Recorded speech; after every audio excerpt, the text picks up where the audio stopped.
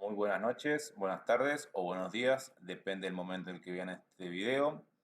Bien, lo último que trabajamos con los chicos fue sobre formulación y nomenclatura, algunos fenómenos coloidales en el vino, mezclas y disoluciones. Y bueno, y generamos un ejercicio en base a preguntas de las temáticas que trabajamos. En este caso vamos a ver sobre reacciones, un poco de repaso.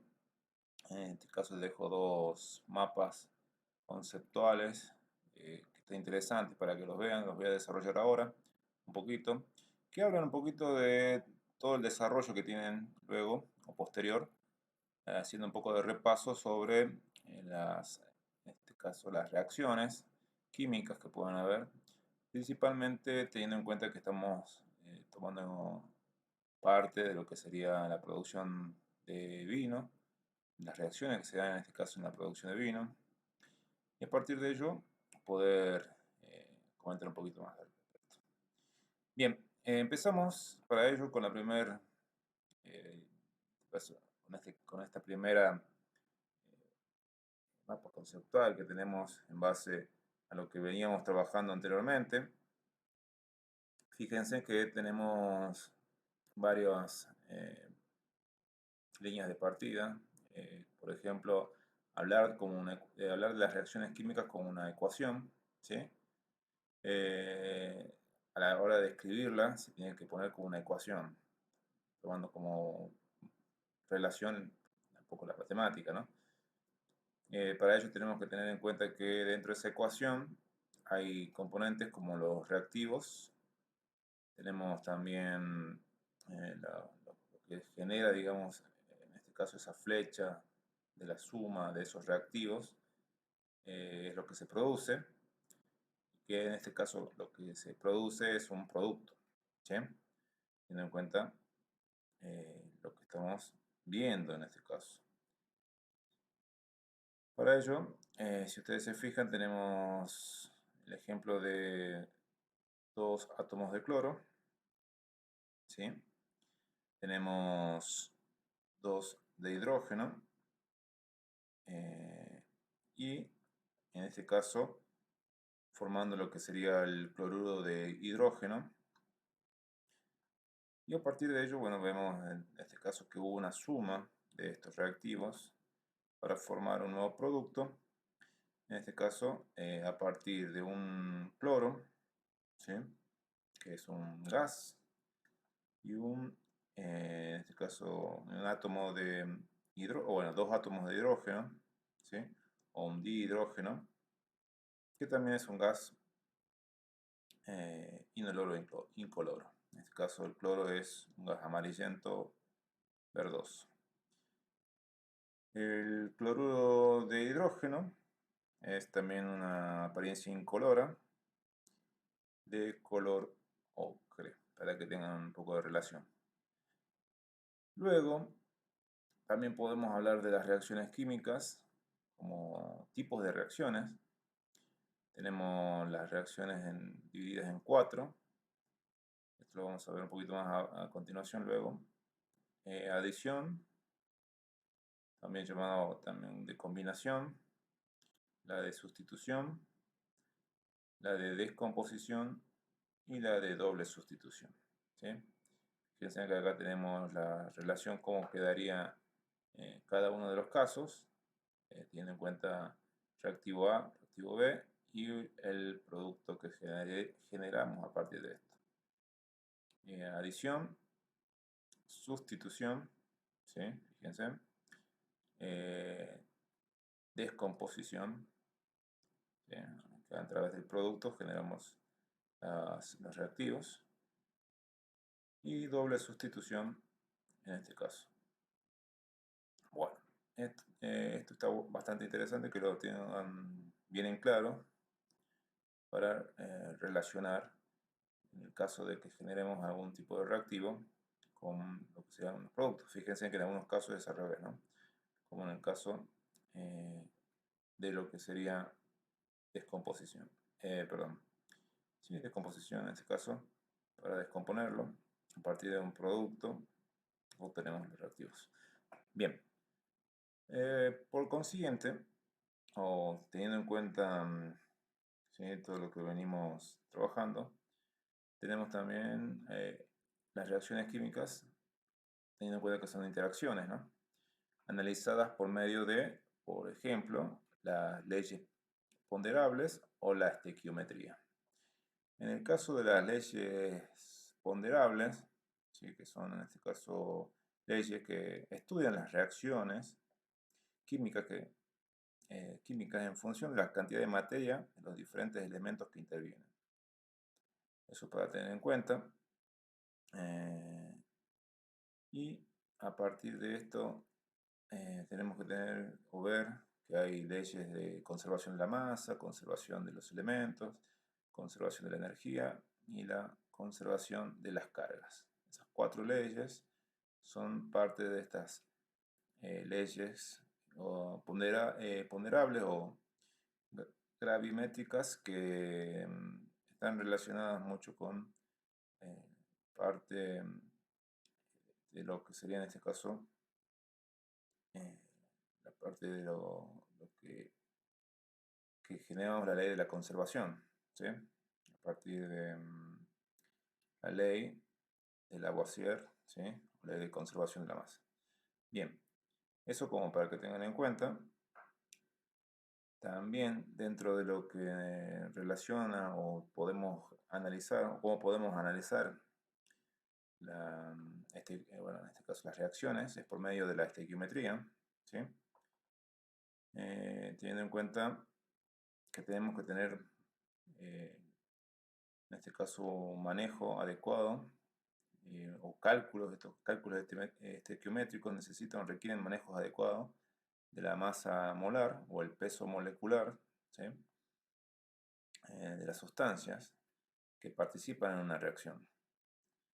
El ajuste de estas ecuaciones químicas también, así como la ley de conservación de la masa y la ley de proporciones definidas, que estábamos teniendo en cuenta anteriormente. Y bueno, en este caso, teniendo en cuenta que esta estequiometría permite medir las proporciones cuantitativas o relaciones de masa de los elementos químicos que están implicados en una reacción química. Teniendo en cuenta esto, eh, podemos generar que de la estequiometría podemos sacar la cantidad de producto, podemos generar un reactivo límite o porcentaje de producción. Teniendo en cuenta la cantidad de producto, podemos hablar de análisis de cantidades de reactivos versus producto. Eso nos permite bastante análisis y además, teniendo en cuenta esta situación, ¿sí? de generar esa cantidad, ¿sí? Que está relacionado mucho con lo que es lo cuantitativo. Podemos ver la cantidad de átomos, moléculas, el peso, el volumen, bueno, todo esto lo podemos analizar de cada reactivo y de los productos. Pero en este caso, ese versus que se da entre reactivos y productos, o versus productos, ¿sí? Bien. También vemos que tenemos los reactivos límites que identifican el reactivo que primero se agota. Eso es parte también de análisis de cómo funciona, en este caso, esa reacción a partir de cómo se va generando eh, el agotamiento de los reactivos, porcentaje de producción o como el porcentaje de rendimiento, ¿sí? Fíjense que acá después obtenemos con esta estequiometría reacciones balanceadas. Esas reacciones balanceadas que vamos a obtener eh, en este caso, ¿sí? Como en otros casos, tenemos aquí la situación de tener un carbono más en este caso, dióxido de carbono,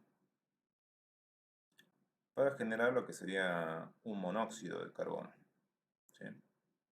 Fíjense cómo obtenemos este balanceo de esta reacción. También podríamos generar, o no podríamos, sino que generamos, ¿sí? Situación de ver el caso de, en este caso de lo que es el óxido de hierro, aquí, cuando hablábamos de los óxidos, acá tenemos una situación de la combinación de un óxido con un monóxido de carbono en este caso, ¿sí? Pero en este caso son tres moléculas de monóxido de carbono con, en este caso, un óxido de hierro. Una vez que generamos una combinación de estos reactivos, obtenemos el producto, por un lado, del hierro y por otro tenemos dióxido de carbono.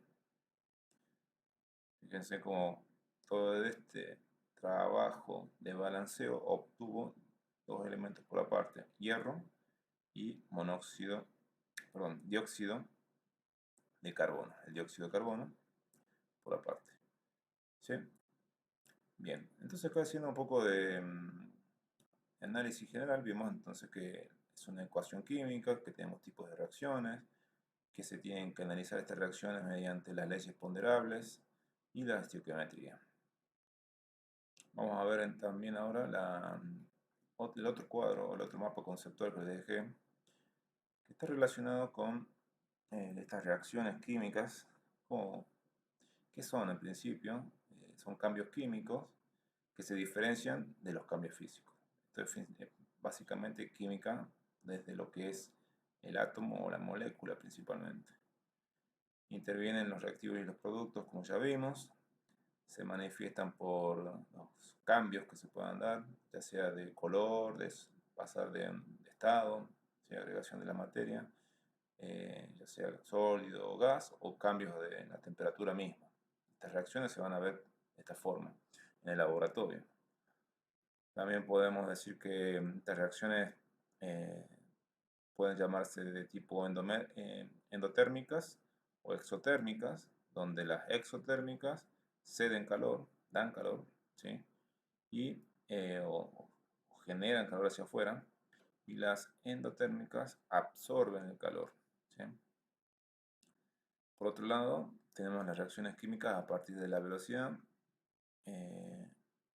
Tenemos diferentes velocidades y van a depender de la naturaleza de los reactivos, del grupo de división de la sustancia, de la temperatura y de la presencia de catalizadores. A partir de esto, nosotros tendremos más rápidamente la reacción o demorará mucho más. ¿Sí? Esto está muy bueno trabajarlo desde lo que, o seguramente ustedes ya trabajaron en química inorgánica o química orgánica, ¿sí? Pero estos procesos llevan su tiempo. En el caso de lo que es la producción de vino, estos procesos de velocidad dependen muchísimo de poder controlar lo que es la temperatura y la naturaleza de estos reactivos. En este caso, bueno, tienen en cuenta lo que es la uva, ¿no? Bien. Eh, Teniendo en cuenta también, además, eh, tenemos otras situaciones. Bien. En el caso de lo que serían las reacciones químicas, se pueden explicar mediante la teoría de la colisión, en el cual hablamos de un modelo que explica los mecanismos de las reacciones químicas, ¿sí? Eh, y bueno, este dice que tienen que haber, para que se produzcan las reacciones, deben cumplir tres condiciones. Las moléculas de los reactivos tienen que chocar entre sí. Estos choques deben producirse con energía suficiente, de forma que se puedan romper y formar enlaces químicos. Y también en el choque debe haber una orientación adecuada para que los enlaces que se tienen que romper y formar estén en una distancia y posición, en este caso una posición óptima, ¿sí? O que se pueda llegar a esa posición. Entonces, repasando esta teoría de colisión, nos dice que tenemos que tener que tenemos que cumplir tres condiciones para que sean parte de una reacción, para que se genere esa reacción. Chocar entre sí, tener suficiente energía y una orientación adecuada. Por otro lado, las reacciones químicas se presentan mediante ecuaciones químicas, como lo vimos anteriormente. ¿Sí? Fíjense con estas ecuaciones que tenemos aquí, y que permiten realizar los cálculos estequiométricos, que es lo que es el balanceo. ¿Sí? El balanceo que tenemos aquí, por ejemplo, el caso del balanceo anterior que vimos.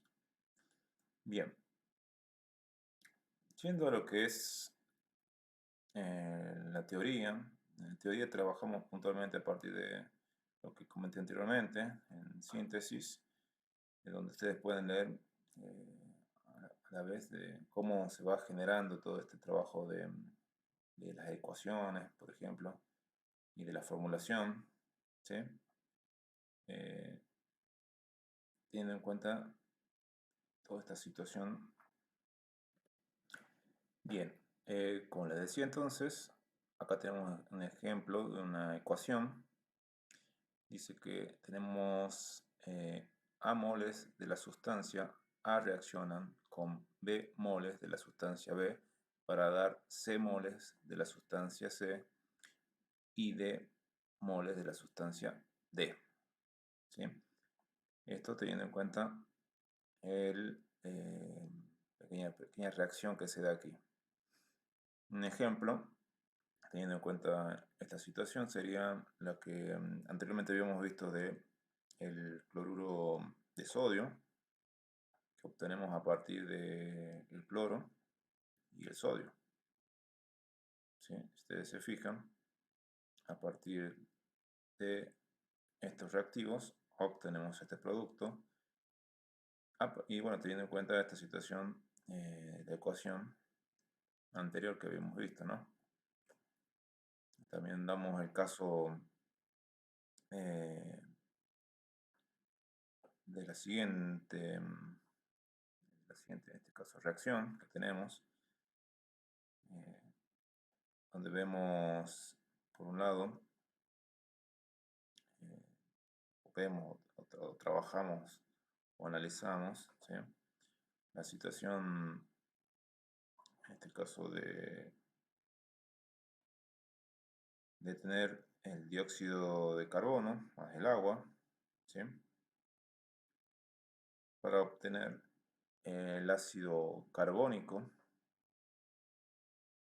que tenemos de este lado. En algunos casos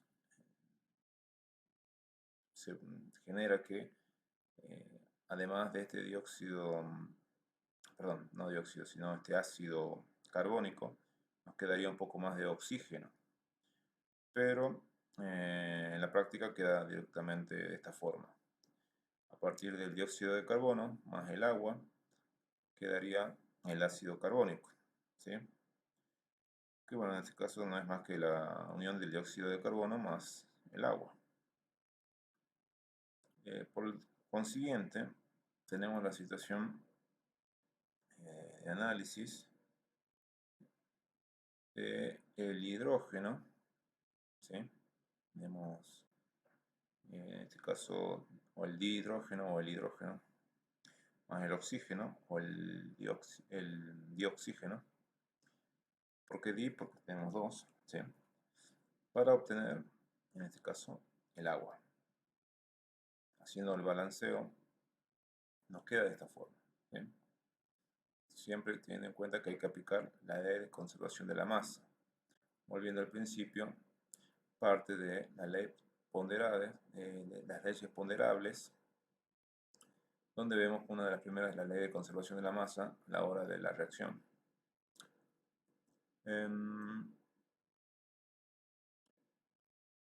este caso dice que para que se cumpla es necesario que el número de átomos de cada elemento de reactivo sea igual al número de átomos de cada elemento de producto. Eso lo vamos a ver más adelante en otro caso.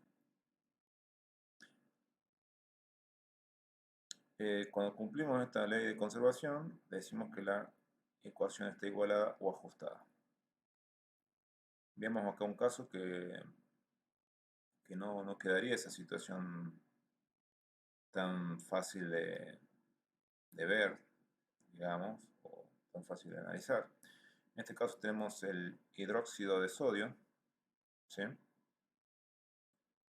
El hidróxido de sodio, que está en este caso, el sodio y el oxidrilo, y formando, bueno, en este caso el hidróxido de sodio, más el ácido, en este caso sulfúrico, que tenemos aquí, el ácido sulfúrico más el hidróxido de sodio, nos permite obtener dos productos. Por un lado, la conocida por todos H2O o agua, y el sulfato de sodio. Ahora, ¿qué pasa en este caso? Bueno, con el sulfato de sodio y el agua y lo que es el hidróxido de sodio más el ácido sulfúrico, ¿sí? ¿Qué pasa en este caso? Nos indica cualitativamente que el proceso químico no cumple con la ley de conservación de la masa, todavía no está ajustada. Para ello, agregamos este 2 para generar dos moléculas, en este caso de hidróxido de sodio o hidróxido sódico, como lo quieran llamar, para que quede ajustada o balanceada. Bueno, acá la de la estequiometría que ya vimos anteriormente, a la relación que hay de tipo cualitativa y cuantitativa. Acá vemos cómo generamos el dióxido de carbono a partir de la relación del carbono y el oxígeno. Bueno, acá nos dice respecto a cómo quedaría entonces un mol de carbono. Se combina con un mol de oxígeno para dar un mol de dióxido de carbono. Por otro lado, podemos leerlo como 12 gramos de carbono se combinan con 32 gramos de oxígeno para formar o dar 44 gramos de dióxido de carbono. Si ustedes fijan, 12 más 32 es 44. ¿Sí? Esta relación la vemos de esta forma. Y quedaría así, representado. Con el balance que tienen que tener, ¿no?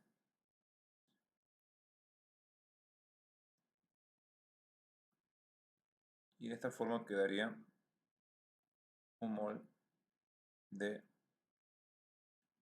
monóxido de carbono, 28 gramos sobre un mol de oxígeno, 32 sobre un mol de dióxido de carbono, que es un total de 44 gramos.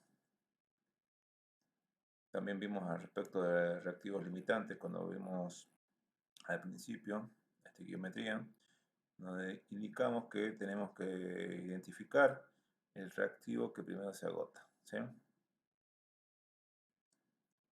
En este caso, acá hay un ejemplo, teniendo en cuenta el ejemplo, fíjense acá qué cantidad de reactivo quedará sin reaccionar, me hacen un cálculo, ¿sí? Para esto toman ya las moles, o el peso en sí que están generando de estos reactivos. Y fíjense cómo le van mostrando los datos que van obteniendo. Acá dice que en este ejemplo el monóxido de carbono se dice que actúa como reactivo limitante, ya que limita la cantidad de oxígeno que puede reaccionar. Y la cantidad de dióxido de carbono se va a formar. El oxígeno se dice que actúa como reactivo en exceso. ¿Sí? Bien, acá entonces el monóxido de carbono es el reactivo limitante y el oxígeno es el reactivo que queda de más. En este caso, en esta situación. Después hablamos de reactivos puros y de reactivos impuros. Voy a dar un ejemplo con la cal viva. Y qué pasa cuando se genera la cal apagada. Bueno, acá hay una relación interesante para trabajar con la combinación del agua, para para ver qué es lo que podemos obtener, ¿sí?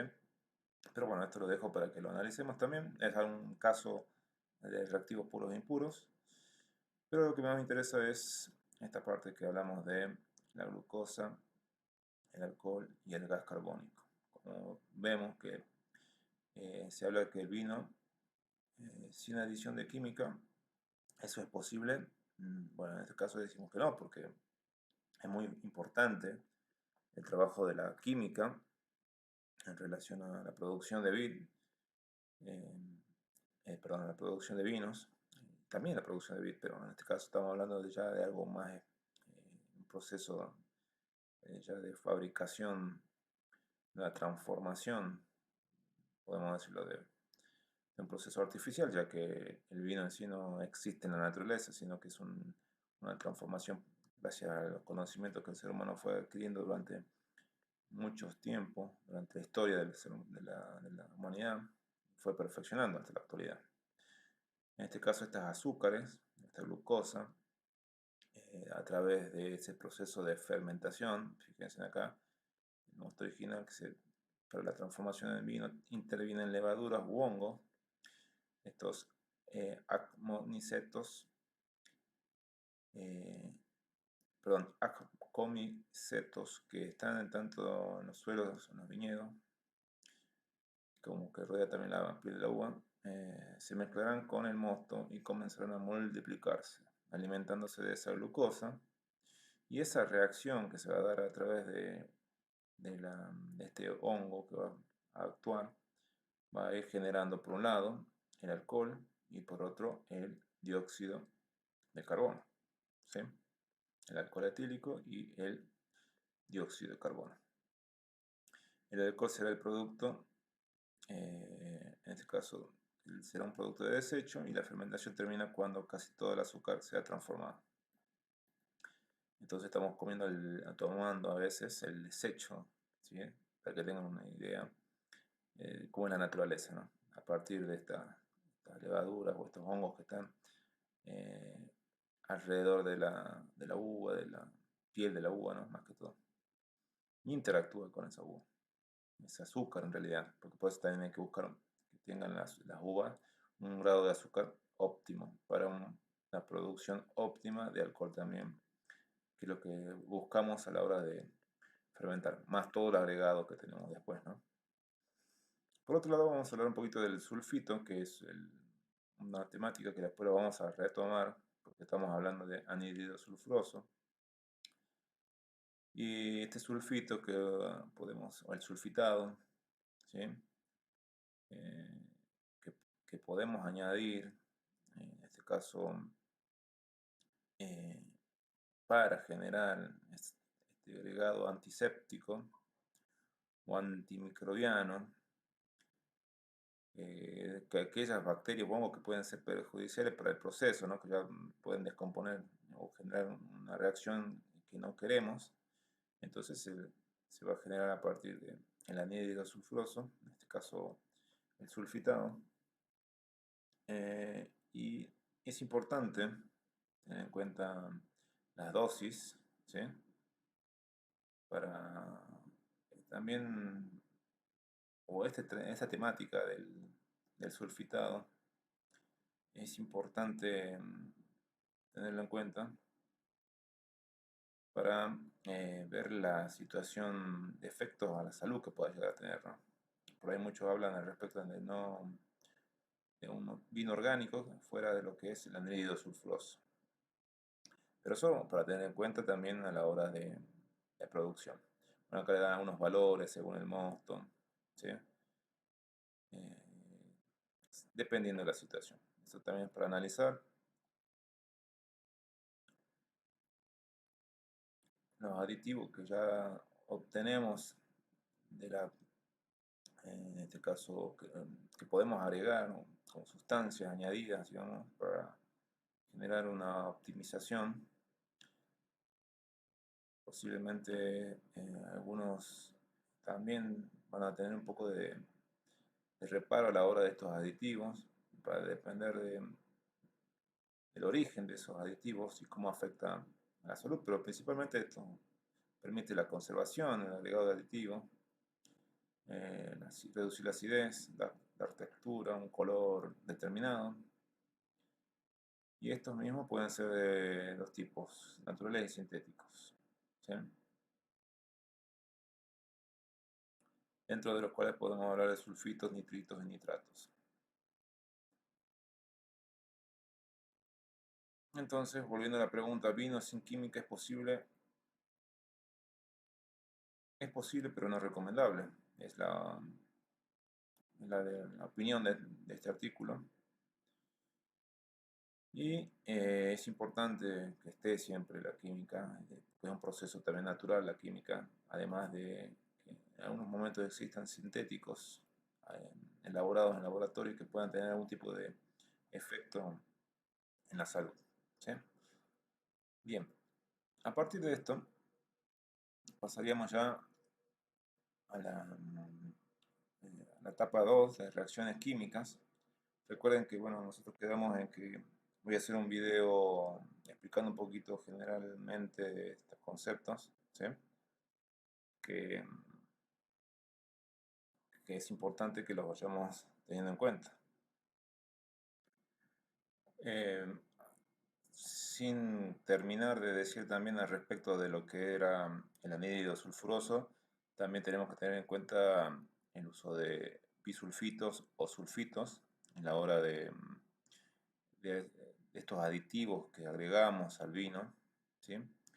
Y que en algunos casos, como les decía, si sabemos utilizar las cantidades correctas, vamos a generar un vino eh, que tenga un color depurado, que tenga un aroma controlado también, y que esos ataques microbianos o microbiológicos que pueden haber estén controlados también, ¿no?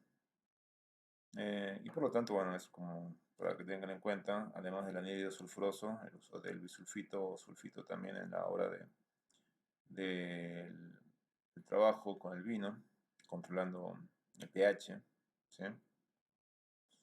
Em, y bueno, tener en cuenta las reacciones que se puedan dar.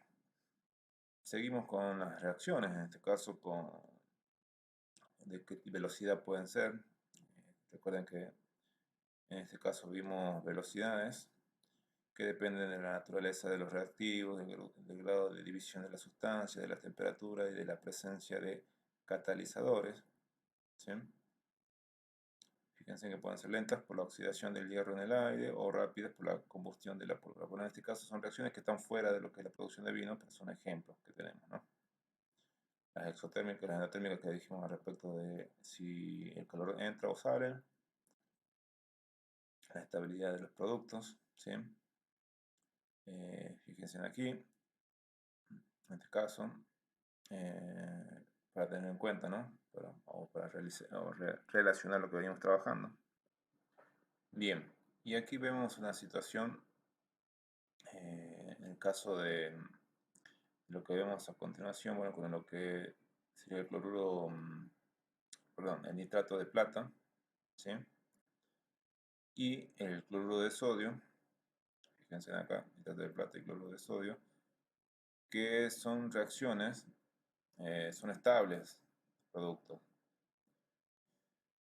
y son incapaces de volver a reaccionar entre sí para regenerar las sustancias iniciales. No podemos, ya una vez que a partir del nitrato de plata y cloruro de sodio pasamos ya a productos como el cloruro de plata, bueno, anteriormente era el nitrato de plata, obtendríamos cloruro de plata y nitrato de sodio, ¿sí? Nitrato de sodio y el cloruro de plata es imposible reaccionar nuevamente para generar estas sustancias iniciales que teníamos. No es en el caso en este caso, de la situación que tenemos con el caso siguiente, donde vemos que lo reactivo en este caso es el nitrógeno y el hidrógeno para formar el amoníaco. En este caso sí podríamos volver a reaccionar y generar, descomponer y volver a producir hidrógeno, nitrógeno, en este caso. Acá fíjense, dice el caso, se dice que la reacción es reversible. Cuando en una reacción se forman gases o sólidos, es difícil que sea reversible. Y después, bueno, acá hay una clasificación de agrupamientos según los reactivos y los productos. Reacción de combinación, bueno, esto ya lo vimos anteriormente también en la... bueno, acá tiene más en detalle esta situación de adición, sustitución, descomposición y doble sustitución, ¿sí? Todo acá bien explicadito para que tengan en cuenta. Reacción de neutralización, con ejemplo. Y aquí tenemos un caso de la lluvia ácida, que en este caso es el agua, así que sería en este caso algo común. Relacionado con los óxidos de nitrógeno, los dióxidos de azufre y los trióxidos de azufre, que se generan a través de la contaminación, ¿sí? De fábricas o casas que no controlan la emisión de estos elementos, de estas combinaciones eh, que van a dañar seguramente a través de los procesos químicos, ¿no? Por ejemplo, con la interacción del agua de lluvia, los gases que nombramos anteriormente, eh, forman ácidos nítricos, ácidos sulfurosos o ácidos sulfúricos. Y estos caen, o precipitan en forma de lluvia con este grado de acidez. Teniendo en cuenta esto, la lluvia normalmente presenta un pH de 5,65 normalmente, pero debido al dióxido de carbono atmosférico, que forma ácido carbónico, en este caso, se considera la lluvia ácida si presenta un pH menor de 5 y puede alcanzar pH del vinagre, que es 3. Y cuando en este caso hay el aire, esos gases que estábamos nombrando anteriormente. Es muy importante entender esta reacción que se genera aquí y que nos afecta a la salud, ¿no? Aquí nos dan algunos consejos en relación a las medidas que podemos tomar para reducir esas emisiones. Acá los invito a que lean un poco más al respecto. Posiblemente también estén en las preguntas. Acá tenemos una situación de reacción de oxidación y reacción de reducción, ¿sí? Como para que tengan en cuenta cómo ceden o ganan, ¿sí? Dependiendo del tipo de reacción. Acá explican al respecto qué pasaría en la oxidación y qué pasaría en la reducción. Fíjense que acá hablamos de perder electrones. Y en el caso del número de oxidación, la especie que se oxida aumenta. ¿Sí? Acá fíjense la relación del hierro y el monóxido de carbono. Cómo quedaría al final. Ganando, en este caso, o perdiendo electrones, pero ganando, en este caso, pasando a ser positivo. Y en el caso de la reducción, aceptan esos electrones y el número de oxidación disminuye. También acá lo ven con los ejemplos, con el nitrógeno. Y en este caso, esa relación, ¿sí? Es importante que la tengamos en cuenta. Bien, estábamos viendo aquí entonces la situación de, bueno, o en el caso también de una reducción con el monóxido de dicloro, o también llamado óxido de cloro. Fíjense cómo queda una vez que cede, perdón, que en este caso acepta electrones, ¿sí? Queda cargado negativamente. Y aquí el nitrógeno, más 5, después recibe menos 2 electrones, pero sigue quedando de esta forma, ¿sí? Bien. Bueno, acá habla respecto a esta relación de oxidación y reducción. da más ejemplos de esta situación de generar una relación de de que se genera un elemento, un agente reductor y un agente de oxidación. Siempre pasa en toda reacción. Siempre tiene que haber alguien que ceda y alguien que eh, reciba. ¿Sí? Bueno, acá también tenemos la velocidad de reacción, que también lo vimos en esta situación, la velocidad. ¿Sí? Bueno, esta velocidad va a depender si o está relacionada con la variación, bueno, tiene que ver con lo que es la variación que experimenta la concentración de sustancias, reactivos y productos respecto a un tiempo transcurrido. Hay una expresión, ¿sí? En este caso la reacción directa expresada por P, en este caso, y la reacción inversa expresada por B', o la velocidad vendrá dada por la expresión. ¿Sí? Fíjense acá todos los elementos que tenemos, teniendo en cuenta los reactivos, ¿sí? Para luego producir los productos. Se tienen en cuenta aquí las constantes. Reactivo A, reactivo B, para luego generar la reacción inversa, donde obtenemos el producto C y el producto D. Bien. Hablamos de la cinética química. Acá, bueno, acá está mal, es la ley de acción de masas, falta la producto iónico del agua. También tiene en cuenta la ley de acción de masa que habíamos visto anteriormente, con sus respectivas relaciones, que esto, bueno, no es tan importante que lo veamos, pero sí que lo sepan en sus distintos elementos que están siendo parte de esta relación eh, de velocidad para llegar al equilibrio. ¿Sí? Y bueno, tenemos todos estos elementos, parte. Bien, bueno, cuando fui para arriba. Nos quedaba entonces la relación en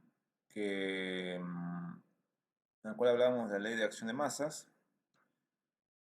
Según esta expresión matemática, nos dice que para cualquier reacción reversible en equilibrio a una temperatura dada, se cumple que el producto de las concentraciones molares de los productos dividido entre el producto de las concentraciones molares de los reactivos elevados al exponente que indica el coeficiente estequiométrico es constante. Esto que tenemos acá, esto que está aquí representado, nos dice esto, ¿sí? A través de expresiones matemáticas. Después hablamos de la ley de acción de masa en relación a la ionización del agua. En este caso acá un ejemplo de agua más agua. Y acá dice que cuando se alcanza el equilibrio a cierta temperatura, obtenemos esta expresión matemática, que en este caso está relacionada con el agua, ya tomando en cuenta lo anteriormente visto, ¿sí? Con esta ecuación reemplazamos para obtener este resultado en principio. Y teniendo en cuenta la concentración del agua de 55,6 moles y la de, en este caso, teniendo en cuenta, bien, en este caso veíamos la situación de lo que obtenemos, en este caso esta combinación ya no es de agua porque el agua sería H2O, en este caso H3O, ¿sí? Lo llaman hidronio, ¿sí? Que dice que es de 10 menos 7 a 25 grados centígrados. Se puede considerar que la molaridad del agua es constante, por lo que se puede englobar que la constante, para dar una nueva constante, conocida como producto iónico del agua, ¿sí? Cuyo valor es 25 grados, es de 10 menos 4. Bien, esta es entonces la obtención de lo que queremos expresar. Cuando el agua pura se ioniza, se origina igual número de iones. caso el hidronio más el oxidrilo, por lo tanto 25 grados centígrados. Y esta disolución cumple esta condición y se dice que es neutra, siempre y cuando el hidronio sea, en este caso, mayor a 10-7 y diremos que la solución es ácida. Y si es, en este caso, el oxidrilo menor a 10-7, diremos que la disolución es básica. Todo esto en relación con lo que es el producto iónico del agua, ¿no?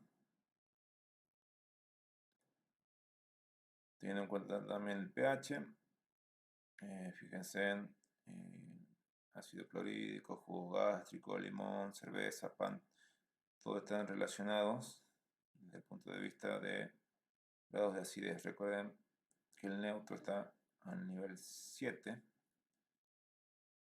Fíjense, tenemos el plasma sanguíneo, sudor, lágrimas. Estamos cerca de lo que es neutro. Y después nos vamos a los alcalinos, hasta lo que es hidróxido sódico, un ejemplo, amoníaco, detergentes y demás. En este caso tenemos que ver en qué cae lo que es el vino. ¿Sí? Para tener en cuenta a la hora de analizarlo. Teniendo en cuenta lo anteriormente dicho, el vino, se me salta esta, ahí está. El vino tendría que estar aproximadamente en 4, en 3, un poquito menos, pero casi siempre está en valores como el 4, igual que la cerveza, o cerca, no, a la cerveza, ¿sí? Eso como para que tengan en cuenta. Bueno, acá hay conceptos del pH que también ya lo manejan, ¿sí? Para que tengan en cuenta. Cómo obtener, bueno, en este caso, la graduación del pH. La fuerza relativa de ácidos y bases, ¿sí? Con que cuando hablamos de fuerzas de ácido y de bases, bueno, esta también es una temática ya trabajada.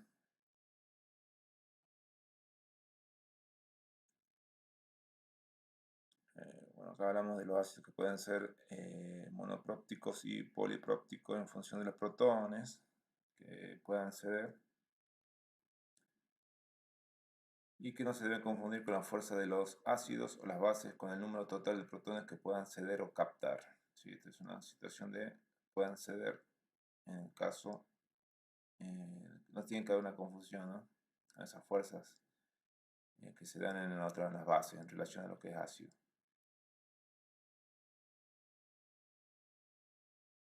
Acá tomamos el ejemplo, la situación de que los ácidos poliprópticos no ceden de forma simultánea y con la misma facilidad todos sus protones, sino que van haciéndolo de forma sucesiva y cada vez con más dificultad, como es el caso del ácido, en este caso fosfórico, ¿sí? Fíjense aquí, una situación de combinación con el agua y cómo van modificándose en base a a que es difícil que sean de forma simultánea.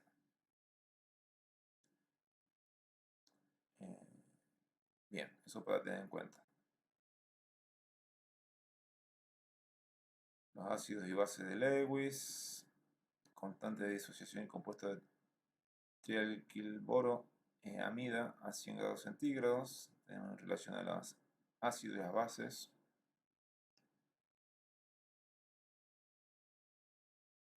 Teniendo en cuenta acá el amonio o el amoníaco. Y acá vamos con la química del carbono, que es parte del estudio específico de la química orgánica. Un poquito de relaciones que hay que tener en cuenta con lo que es el trabajo de la química orgánica y los distintos conceptos que pueden estar relacionados a lo que es el átomo de carbono, sus características químicas.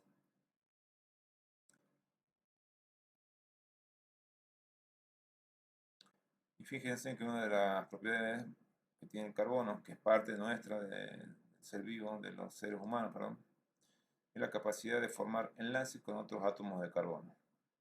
Por ejemplo, las cadenas carbonadas y las clases de átomos, distintas clases de cadenas abiertas o acíclicas, cerradas o cíclicas.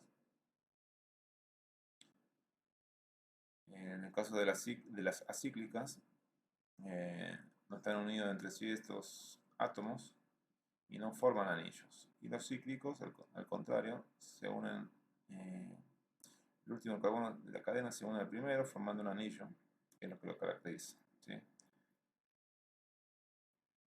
Bien. Después tenemos átomos de carbono, de cadenas que pueden ser primarios, unidos a otros átomos de carbono, secundarios, si están unidos a dos átomos de carbono, terciarios, a tres carbonos unidos, cuaternarios, unidos a cuatro. Y aquí tenemos la tabla con los grupos funcionales, serie homóloga, fórmula, estructura, prefijo, sufijo y ejemplo. Fíjense, acá tenemos, por ejemplo, grupo carboxilo. El que nosotros trabajamos en vino fue el grupo el carbonilo en relación a los aldehídos y las cetonas. Fíjense acá cómo se forman las fórmulas, la estructura, ¿sí? Y los ejemplos que tenemos para que vean cómo representar los mismos. Recuerden que una de las características de los carbonilos es este doble enlace que los representa. Bien, entonces fue un repaso a varios conceptos que es importante que los manejen y que están resumidos también en estos mapas conceptuales, pero hay que repasar todo.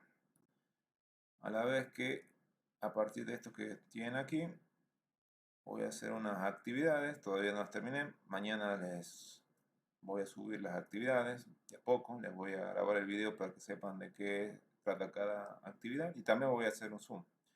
Este video es bastante largo, por eso dije que era preferible que lo haga grabado. Así que espero que lo puedan ver en su totalidad y dudas que tengan, no duden en preguntar. Estamos en contacto, saludos.